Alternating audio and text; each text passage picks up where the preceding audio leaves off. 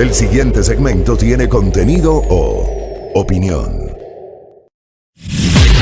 La entrevista en A Primera Hora. Analizamos los hechos del momento junto a sus protagonistas.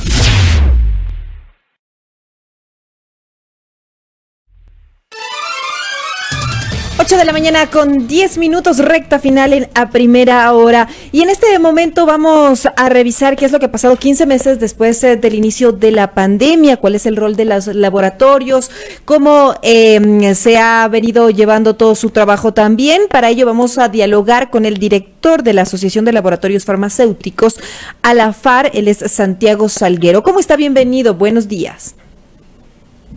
Buenos días, muchas gracias por el espacio. Muchas gracias a usted también por su tiempo y por esta entrevista. Bueno, quisiéramos iniciarle preguntando precisamente cuál es el rol que han jugado los laboratorios durante estos 15 meses posteriores a la pandemia y cómo se ha venido desarrollando su trabajo. Gracias. Bueno, definitivamente la pandemia evidenció el rol importantísimo en el sector de la salud. Y evidentemente es un aspecto en el cual los laboratorios farmacéuticos tenemos un rol importante al proveer medicamentos de calidad, seguros y eficaces. Su oportuno aprovisionamiento, tanto en el mercado público como en el privado, deberían y debieron ser uno de los primeros actos que se pudieron haber tomado en cuenta para evitar lo que ahora en el sector público está sucediendo, el desabastecimiento. Permanentemente los laboratorios que están asociados a ALAFAR han venido haciendo esfuerzos ingentes en muchas ocasiones para evitar que el desabastecimiento se dé en el mercado y pues así proveer oportunamente estos medicamentos, como le digo, de calidad, seguridad y eficacia. En este punto quisiera preguntarle cómo se encuentra el tema de la compra pública de medicinas. ¿Cómo ven ustedes el proceso que se tiene que llevar a cabo ahora, en este momento?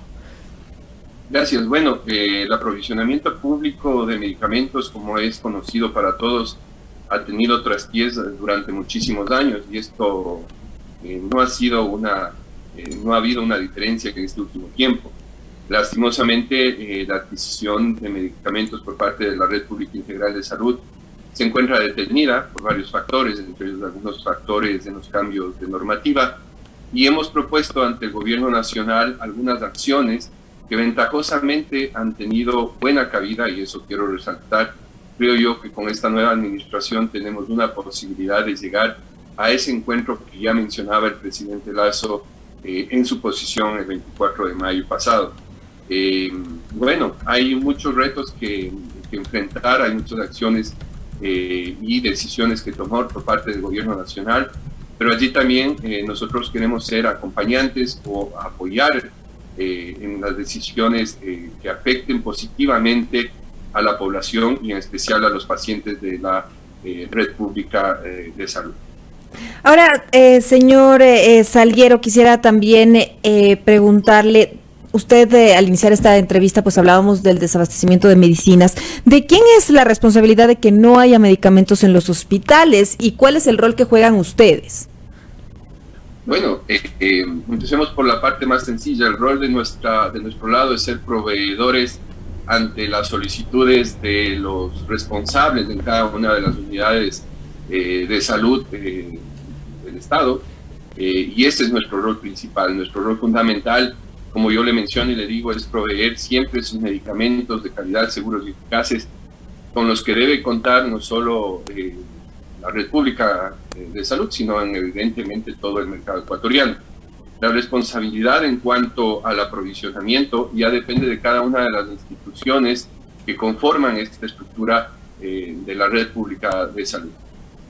Y en este contexto, también quisiera preguntarle, ustedes, el gobierno anterior hizo algunas reformas en el tema de compra pública, como usted también nos decía que ya con este gobierno ustedes ven otras alternativas de diálogo, de llegar a un encuentro. En este contexto quisiera preguntarle cómo afecta estas reformas que realizó el anterior gobierno y cuáles serían las expectativas de ustedes como sector frente a ellas, qué es lo que hay que cambiar.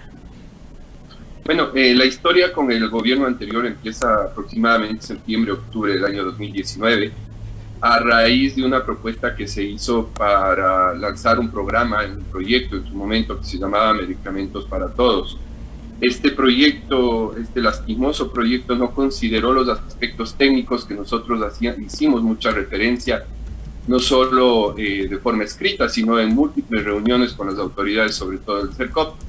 Se emitió una normativa en mayo del año pasado, un decreto 1033, decreto que prácticamente puso una atadura a todos los compradores, a todos los responsables de adquisición de medicamentos en la Red Pública Integral de Salud.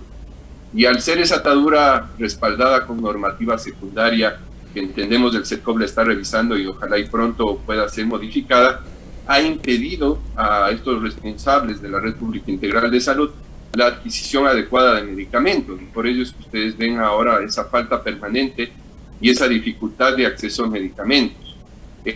Las compras prácticamente se han detenido desde hace 6-7 meses y todo debido a equivocaciones en la regulación y en la forma en la que las reglas de cumplimiento obligatorio fueron cambiadas. Nosotros hemos estado permanentemente proponiendo acciones de manera que a través de ellas se pueda retomar esta importante labor que cumple el Estado en aprovisionar a medicamentos a los pacientes. Y en eso nos encontramos, en eso hemos seguido insistiendo, hemos mantenido ya reuniones con el señor vicepresidente de la República, se han formado mesas de trabajo y esperemos que esas mesas de trabajo den fruto prontamente. Pero ahí sí me gustaría saber cuáles serían las alternativas y cuál fue la afectación. Quisiera que tal vez nos pudiera explicar más claramente cuál es la afectación hacia su sector, es decir, se incrementó la burocracia con el tema que usted nos decía, este plan Medicamentos para Todos, en el que usted nos señala que no se les escuchó, que definitivamente no acompañaron el proceso. ¿Qué propondrían ahí? ¿Cuál es la afectación real? Es lo que le decía, por ejemplo, que se dan más trámites burocráticos, que no hay transparencia. ¿Cuáles serían las afectaciones reales y las propuestas suyas? Bueno, las afectaciones reales, como le digo, son el colocar o el haber atado de manos a los responsables de compras en el Estado a través de estas modificaciones legales y no poder conseguir medicamentos a través de los mecanismos que ya propone la Ley Orgánica de Contratación Pública. ¿Qué son cuáles? Enrumbaron, eso le iba a comentar, enrumbaron en un solo mecanismo que es la subasta inversa a través de un único operador logístico y evidentemente este proceso de subasta inversa, a pesar de que fueron anunciados con bombos y platillos, tuvo muchas dificultades de llegar a concretarse y como le menciono, por imposibilidades técnicas no se va a poder concretar en el corto plazo. La figura de licitación corporativa, que no sabemos de dónde salió, para la contratación de un único operador logístico para el aprovisionamiento de todos los medicamentos, también truncó el adecuado o llegar adecuadamente a estas unidades, puesto que nunca se llegó a concretar este procedimiento y obviamente actualmente las unidades de salud pública únicamente pueden hacer este mecanismo de subasta inversa corporativa a través de un único operador, que no existe. Al no existir, evidentemente no pueden contratar y todo vuelve a caer en esto que le menciono, en el desaprovisionamiento constante de las unidades de salud. Todo se detiene entonces, hay ahí este punto que estaría entorpeciendo el proceso y que también estaría generando el tema de desabastecimiento, que es un problema grave en los hospitales del país. Así es, en efecto.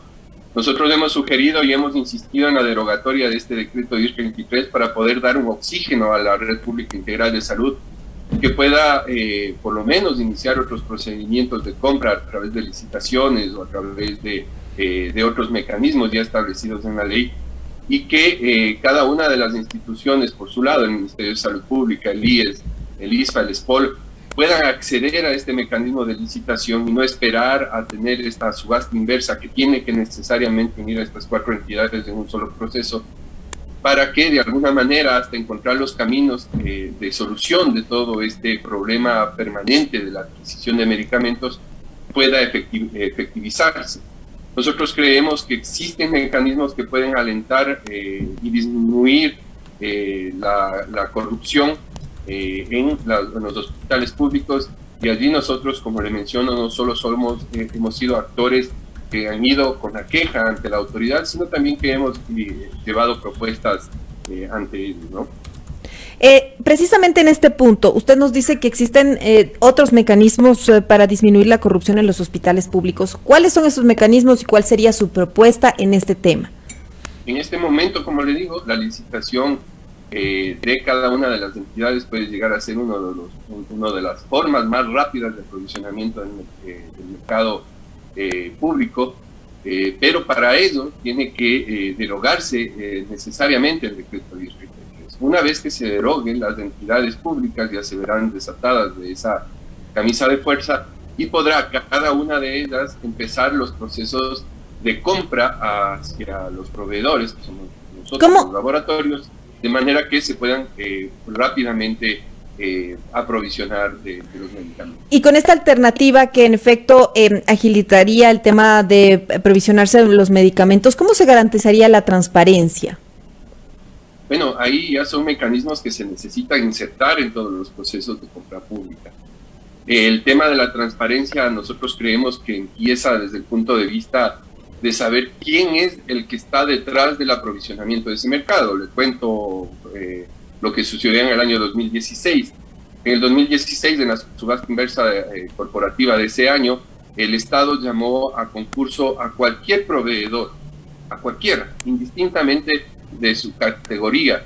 En ello no tomaron en cuenta la responsabilidad que existe detrás de la entrega de un medicamento, y es por ello que en la subasta del 2016 se vio con vergüenza como personas naturales, como proveedores de computadoras, de estudios jurídicos, proveedores de comida para comida rápida, fueron adjudicados en la entrega de medicamentos. Esto no puede pasar. La transparencia empieza por exigir por lo menos los primeros básicos parámetros de seguridad que cumplimos todas las empresas que estamos sentadas acá. Es decir, que se entreguen registros sanitarios antes de iniciar los procesos de compras públicas, que se certifique que tengan buenas prácticas de manufactura, buenas prácticas de almacenamiento, que tengan un certificado como establecimiento farmacéutico, ¿no es cierto? Y que se tenga un registro de que cuentan con la experiencia necesaria para proveer sus medicamentos.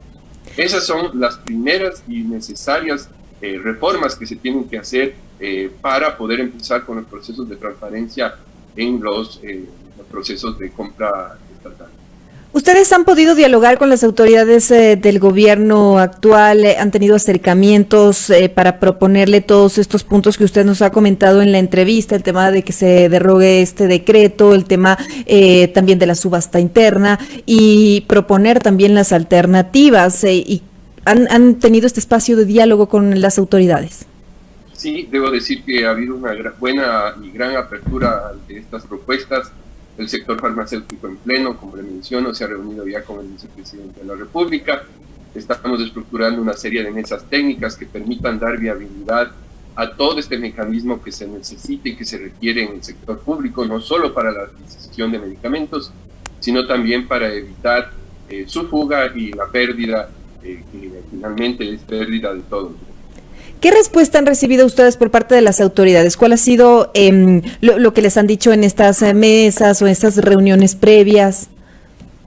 Una respuesta muy positiva de parte de todas las autoridades del CERCOP, de la vicepresidencia del ARSA, respuestas que se han ido ya volcando en resultados tangibles y positivos. Uno de ellos es la modificación de la normativa de trazabilidad, que ARSA tuvo la sensibilidad de poder escucharnos. La trazabilidad es un requisito que se exigía a los proveedores de fármacos para implementar un nuevo sello o un nuevo mecanismo de trazabilidad en los empaques de los medicamentos. Esta nueva exigencia impedía el aprovisionamiento adecuado de medicamentos, tomando en cuenta que ya el mecanismo de trazabilidad existe en el sector privado a través de lo que todos conocemos que son los códigos de barras, y con ello nosotros podríamos identificar en dónde estaba un medicamento, que básicamente es el concepto de trazabilidad entendido de forma general. Pero el anterior gobierno se le ocurrió implementar un nuevo sello, un montón de de deficiencias técnicas que lastimosamente no supieron escuchar. Para ponerle un ejemplo, este requisito a través de este nuevo sello que se exigía en los etiquetados de los medicamentos, tiene una larga data en América del Sur en su implementación. Hay países que todavía no lo inician, pero hay países que empezaron con esta exigencia allá en el 2011, en el caso de la Argentina, y que aún no completan todo su procedimiento de transición.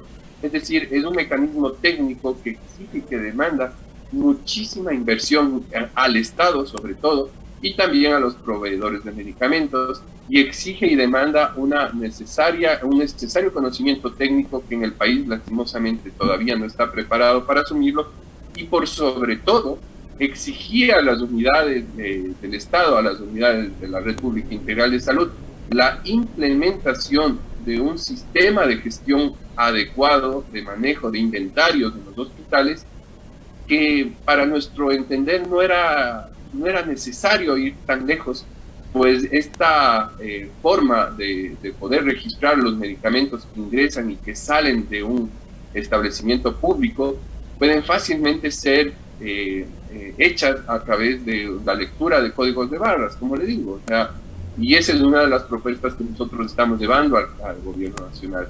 Si usted quiere controlar y quiere tener un efectivo control de inventarios, implemente la lectura de códigos de barras de cada una de las unidades del sector público para saber qué ingresa y qué sale y hacia dónde va.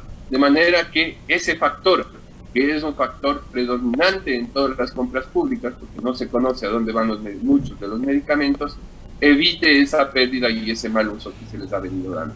Definitivamente que se le siga toda esa ruta. Muchas gracias, señor Salguero, por su tiempo y por esta entrevista. Muchísimas gracias a ustedes por su tiempo y su paciencia. Muchas gracias. 8:27 en la mañana. Estábamos dialogando con Santiago Salguero, director de la Asociación de Laboratorios Farmacéuticos, ALAFAR. 8:27 en la primera hora.